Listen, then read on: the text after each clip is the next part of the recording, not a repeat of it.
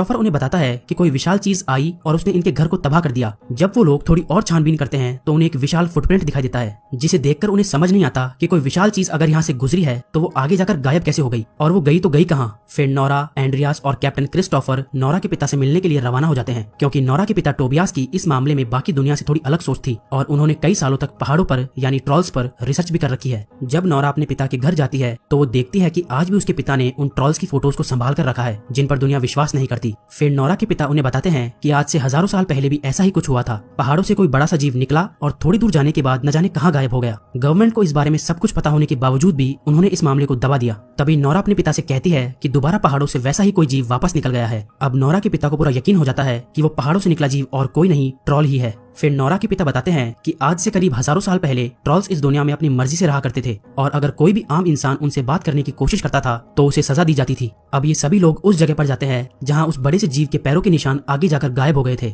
इधर नोरा के पिता यहाँ मौजूद पहाड़ों को गौर से देखते हैं, वहीं दूसरी तरफ एंड्रियास और कैप्टन क्रिस्टोफर एक दूसरे से कहते हैं कि लगता है भैया बूढ़ा सटिया गया है। वो दोनों नोरा के पिता की हरकतों को देखकर उन्हें दिमाग से हिला हुआ समझने लगते हैं। वहीं अब नोरा भी अपने पिता की बचकानी हरकतों से तंग आ चुकी थी, पर तभी अचानक जब वो पीछे एक पत्थर को देखती है तो उसकी एक आंख खुल जाती है, यानी इसका मतलब ये सच में एक ट्रॉल है और अब ये ट्रॉल अपनी नींद से जाग चुका है। ये सभी लोग अपनी जान बचाकर जल्दी से हेलीकॉप्टर में जाकर बैठ जाते हैं और साथ ही उस ट्रॉल की लाइव रिकॉर्डिंग भी करते हैं, जिस रिकॉर्डिंग को पूरी कमेटी साथ बैठकर देखती है। और अब उन्हें भी यकीन हो जाता है कि सच में ये तो कोई जीता जागता दरिंदा है और अगर इसे सही समय पर नहीं रोका गया तो ये दुनिया के लिए खतरा बन सकता है। ये सभी लोग किसी न किसी तरह से अपनी जान बचाकर मिलिट्री कैंप में वापस आ जाते हैं। तभी नोरा कहती है कि वो इस क्रीचर के ऊपर रिसर्च करना चाहती है, लेकिन प्राइम मिनिस्टर उससे कहती है कि जितना समय तुम इस क्रीचर पर स्टडी करने में लगाओगी उतने समय में तो ये आसपास के कई शहरों को तबाह कर देगा। वो नोरा से कहती है कि अब तुम्हारा काम खत्म हो चुका है और अब प्राइम मिनिस्टर ट्रॉल का खात्मा करने का काम मिलिट्री को सौंप देती है। फिर कैप्टन क्रिस्टोफर अपनी टीम के साथ उस जगह पर जाने की तैयारी कर लेता है, पर तभी नोरा उससे पूछती है कि क्या तुम हमें भी अपने साथ उस जगह पर ले जा सकते हो। पहले तो कैप्टन उन्हें ले जाने से मना कर देता है क्योंकि उसे इस चीज की इजाजत नहीं थी, लेकिन बाद में वो मान जाता है। फिर ये सभी लोग ट्रॉल का खात्मा करने के लिए जंगल की तरफ रवाना हो जाते हैं, क्योंकि इनके मुताबिक ट्रॉल इस समय जंगल के आसपास ही होना चाहिए।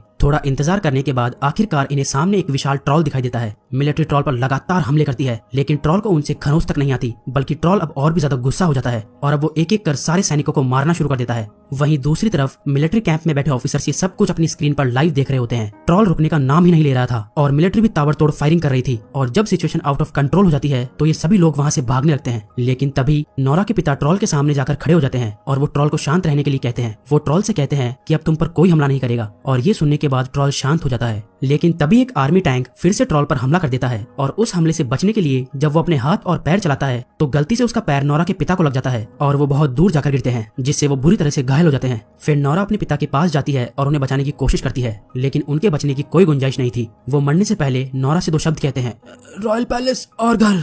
नोरा इन शब्दों को समझने के लिए अपने दिमाग पर जोर डालती है, पर उसे कुछ समझ नहीं आता। यहाँ से सीन शिफ्ट होता है और हमें मिलिट्री कैंप में नोरा को दिखाया जाता है, जो अपने पिता की मौत से पूरी तरह से टूट जाती है। नोरा के पिता ने ट्रॉल्स पर रिसर्च करके बहुत सारे नोट्स बनाए थे और जब नोरा उन नोट्स को ध्यान से समझने की कोशिश करती है तो उसे पता चलता है कि ट्रॉल्स को चर्च की घंटियों से बहुत परेशानी होती है, जिसकी वजह से वो पहले के समय में चर्च पर हमला किया करते थे। नोरा ये बात कमांडर को समझाती है और उनसे कहती है कि ट्रॉल को इस शहर से दूर रखने के लिए हमें बमबारी करने की जरूरत नहीं है, बल्कि कुछ घंटियां ही ये काम कर सकती है। और कोई चारा न होने की वजह से कमांडर को नोरा की बात माननी पड़ती है और उसे इस काम को अंजाम देने की अनुमति मिल जाती है। यहाँ से सीन कट होता है और हमें उस ट्रॉल को दिखाया जाता है जो कि शहर के बीचों बीच मौजूद होता है। ट्रॉल को देखकर सभी लोग डर जाते हैं और इधर उधर भागने लगते हैं, पर तभी वहाँ 4 हेलीकॉप्टर्स आ जाते हैं जिनके नीचे बड़ी बड़ी चर्च की घंटियां लगी हुई थी। वो हेलीकॉप्टर्स ट्रॉल को चारों तरफ से घेर लेते हैं और घंटियों की आवाज सुनकर ट्रॉल बेकाबू होने लगता है। अब वो एक एक कर सारे हेलीकॉप्टर्स को नष्ट करना शुरू कर देता है, लेकिन इसी दौरान जब एक क्रैश्ड हेलीकॉप्टर नीचे खड़े एक बच्चे पर गिरने वाला होता है तो अचानक वो ट्रॉल उस बच्चे की जान बचा लेता है, जिसे देखकर वहाँ मौजूद सभी लोग हैरान रह जाते हैं।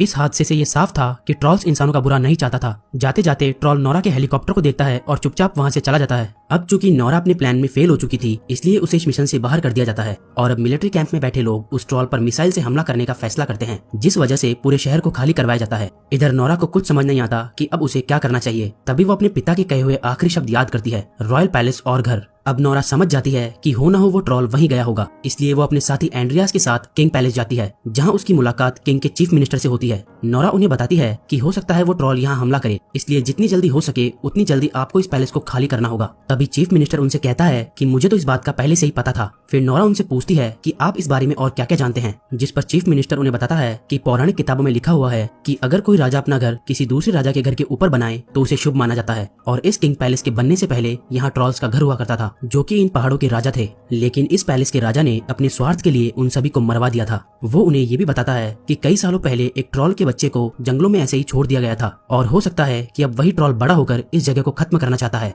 तभी चीफ मिनिस्टर उन्हें उन मरे हुए ट्रॉल्स के कंकाल दिखाता है जिन्हें कई हजारों साल पहले मार दिया गया था। अब इससे ये साफ था कि रॉयल फैमिली को ट्रॉल्स के बारे में सब कुछ पता था, लेकिन उन्होंने इस राज को बाकी दुनिया से छुपा कर रखा। जब नोरा एक कंकाल पर यूवी लाइट डालती है तो वो कंकाल धीरे धीरे पत्थर में बदलने लगता है। अब नोरा समझ जाती है कि सूरज की रोशनी ही ट्रॉल्स को पत्थर में बदल सकती है और अगर हमें इस ट्रॉल को रोकना है तो हमें बड़ी मात्रा में यूवी लाइट का इंतजाम करना होगा। फिर नोरा कैप्टन क्रिस्टोफर को कॉल करती है और कहती है कि तुम जल्द से जल्द एक खुले मैदान में यूवी लाइट सिस्टम का इंतजाम करो, तब तक मैं उस ट्रॉल को खुले मैदान में लाती हूँ। उधर मिलिट्री कमांडर मिसाइल लॉन्च करने के लिए तैयार हो जाते हैं, पर तभी एंड्रियास अपनी दोस्त को कॉल करता है जो उसी डिपार्टमेंट में काम करती है जहाँ से मिसाइल लॉन्च होनी है। वो उससे कहता है कि तुम्हें मिसाइल लॉन्चिंग सिस्टम को हैक करना होगा, जिस पर उसकी दोस्त उसे कहती है कि ये काम इतना आसान नहीं है, पर फिर भी मैं पूरी कोशिश करूंगी। अब नोरा और एंड्रियास उस ट्रॉल का ध्यान आकर्षित करने के लिए अपनी गाड़ी के पीछे एक ट्रॉल के कंकाल को बांध लेते हैं और उनका ये प्लान काम कर जाता है। जैसे ही ट्रॉल उस कंकाल को देखता है वो उनका पीछा करने लगता है, लेकिन तभी गलती से वो कंकाल गाड़ी से नीचे गिर जाता है। फिर वो ट्रॉल उस कंकाल को उठाता है और उसे देखकर इमोशनल हो जाता है,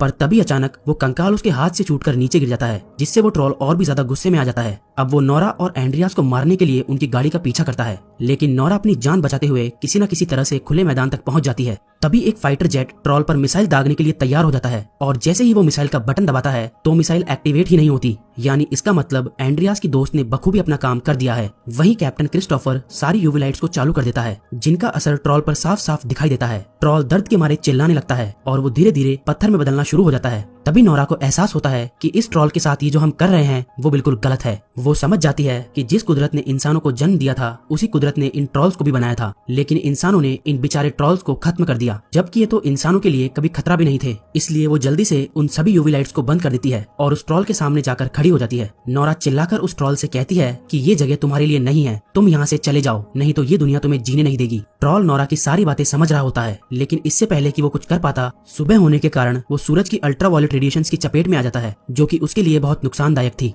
ट्रॉल पत्थर में बदलकर वहीं पर ढेर हो जाता है और इस तरह दुनिया से ट्रॉल्स का नामो निशान मिटा दिया जाता है। तभी वहाँ प्राइम मिनिस्टर आती है और वो सबको बधाई देती है। वो नोरा से कहती है कि तुम्हारे पिता सही थे, उन्होंने जो भी कहा था वो बिल्कुल